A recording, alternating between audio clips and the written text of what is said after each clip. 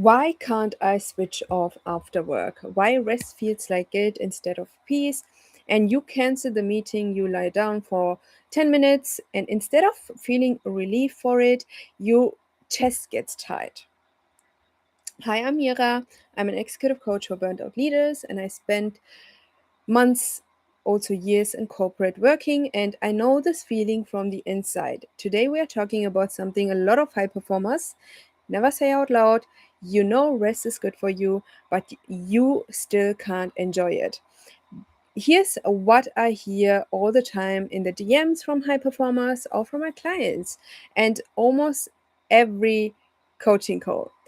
They say, I know I should feel proud when I rest, but I just don't can't stop feeling guilty about it. Or I can't stop feeling guilt during resting. And maybe you take a Saturday off and spend the whole day thinking about Monday. Maybe you sit down to watch one show and your brain starts to do a to do list instead of enjoying the show. Maybe you finally get a quiet hour, and the first thought that shows up is, I should be doing something now. And this is not a discipline problem. You're also not lazy. It's something much more specific. And once you see it, you can start to change something about it. And here is the shift I want to you to sit with today. Rest guilt, what you're feeling is not about being unproductive, it's about safety. Your nervous system learned a rule: stillness equals danger. And maybe it was a manager who noticed the second you slowed down. Maybe it was a family that only the braced the busy version of you. And whenever you slowed down, you were cold lazy, you were cold that you're not doing enough. So maybe also it was just years of proving your worth through output until your body stopped believing rest was allowed, and rest is something dangerous. Rest is something that is not being praised, and that is being called lazy. It's being called that you're not doing enough. So now when you stop moving, your body reads it as a threat, that something dangerous will happen, that you're not accepted the way you are. Not because something is wrong with you, it is because your body is doing exactly what is was trained to do. It's protecting a version of you that only feels safe when it's working. So guilt here isn't the problem actually, it's an alarm. You can't think your way out of an alarm. You have to teach your body a new rule. That's why in today's life, I want to give you 4 shifts to actually rest without guilt. The first one is rest guilt, as we also already mentioned, is a body alarm. It's not a character flaw. So the guilt you feel during resting isn't proof that you're lazy, it's proof your nervous system once learned that slowing down is too risky. I want you to think of a smoke detector that goes off every time you make a toast. The alarm isn't broken here. It just does its thing. It just was set too sensitive. So you don't need to silence it forever. You need to recalibrate it.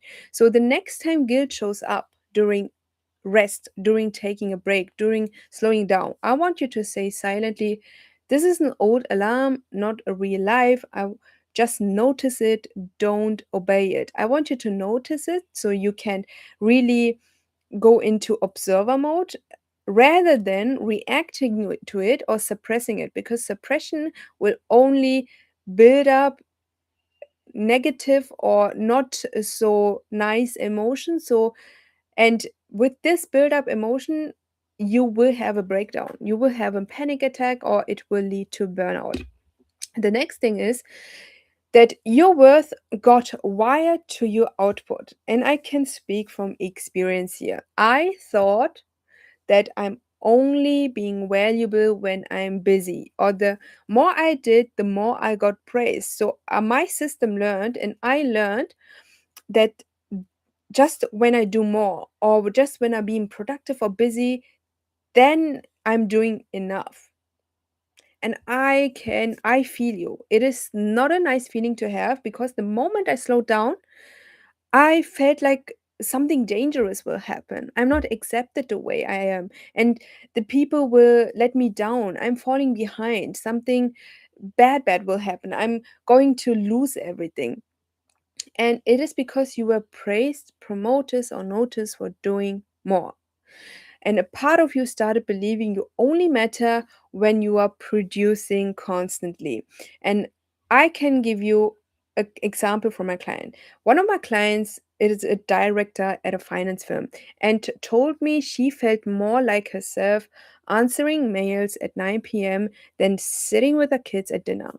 And it was hurting just to say it, to hear it from her, because I felt her. And it was not because she loved the males, and it was not also because she didn't love her kids. It was because the emails felt like a proof she was enough.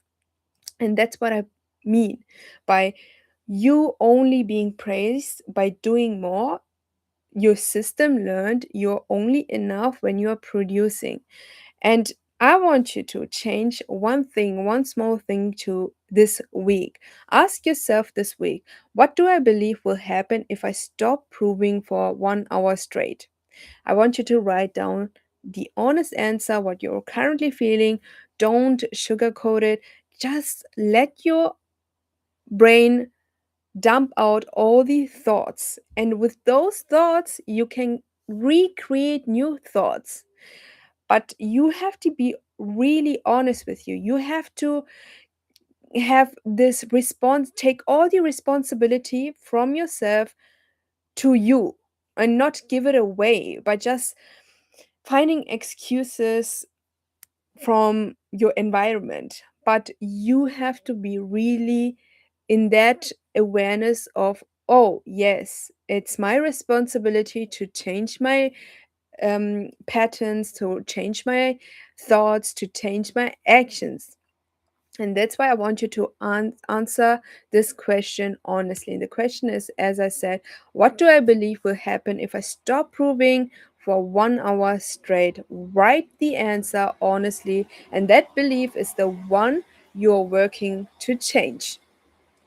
The third shift is rest isn't the reward, it's your fuel that will charge you up so you can be more attentive, and you can actually be more focused to what actually moves the needle forward, and not being stuck by all the outside noise. And most high performers treat rest like a prize they earn after they've finished something or finished everything. But there's always more to do. That's what I'm saying. The to-do list will always have a new task on the list the next day or the moment you finished it. So don't orient yourself on the to-do list. Just make priorities and make the main tasks done, so you can just add tasks that you have capacity for and that you actually take on. And also, you wouldn't drive a car until the tank hits empty and call that's good planning. You will fill up before it runs out, because that's what keeps the car moving. It's the same with you. Your energy works the same way. You have to fill your tank up so you can move smoothly, so you can drive smoothly in the right direction without taking pauses, or your body actually take pauses in the way of burnout, in the way of panic attacks, etc. So I want you to pick 20-minute rest block this week and put it on your calendar before the day fill up, before the week even starts. I want you to block your rest in your calendar on Sunday evening, so you can move every other meeting around your rest block, around your family time, and treat it like a meeting you can't move. It's an obligation. Last but not least, guilt is a leftover feeling. It's not new information. The guilt that shows up when you are slowing down or when you're resting today is often an old guilt from years ago. It's not telling you the truth about right now.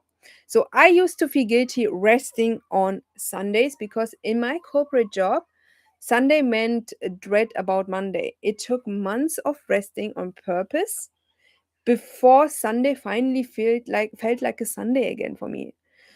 And it's not like a countdown because I used to feel so much anxiety before Monday started because I already was thinking about work on Sunday.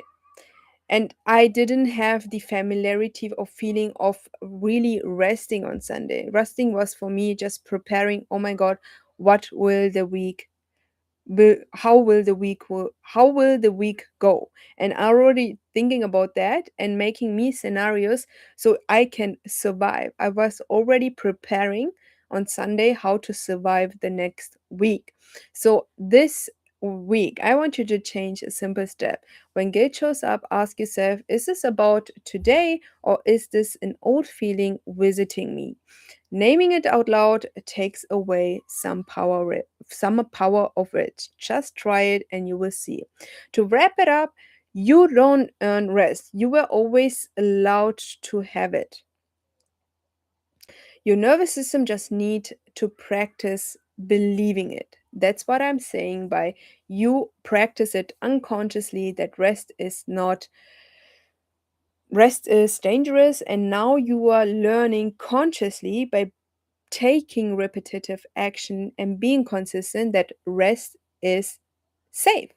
And rest is something that actually moves you faster forward and not keeping you stuck where you're overthinking, where you're overwhelmed and drained and not know a way out of it. If this resonates with you, here's how we go deeper. My one-on-one program, the Realign Method, helps high performers like you save 10 hours up to 10 hours a week, set better boundaries that actually stick, and create more time for your family, for your health, for yourself, without you feeling guilty about it or without you feeling like you're falling behind at work. Rest guilt doesn't fade on its own. You have to take action so you can really see the change. The longer you push through it, the more your body learns to detrust stillness completely, and the harder it get to get out of this pattern. So the sooner you start recalibrating that alarm, the sooner rest actually feels like rest again. If this resonates with you, I would love to help you make this real. So take the next step with me right now. DM me the word ready in my DMs on Instagram, and I will send you the free stress audit call link, and you can book it by only 2 minutes.